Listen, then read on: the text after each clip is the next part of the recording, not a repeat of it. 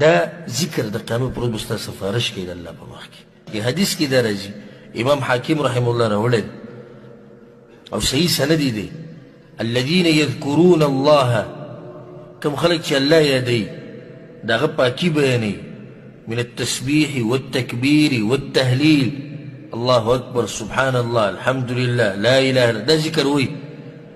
دا اذکار به راجمع شي، یتعاطفن حول العرش، د قیامت په ورځ به د الله عرش ګیر چاپېره راجمع شي. لهن دوي کدوي النحل، او دوی به خبرې کوي، سفارش به کوي، نو د اواز به په انسانانو باندې داسې لګي لکه مچۍ چې ډېرې راجمع شي او چې بنګار غونته کې کوي. او الله ته به ووایي الله دا بنده وبخه ووایي.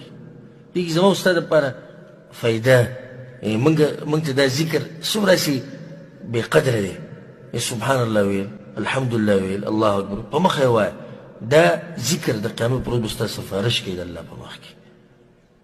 بیا وایي دا خبره تا نه ده اورېدلې چې دا عمل به راځي قبر له، کله چې انسان پروت په کفن کې، في صورة الرجل الجميل الوجه في سن الشباب كأجمل الشبان.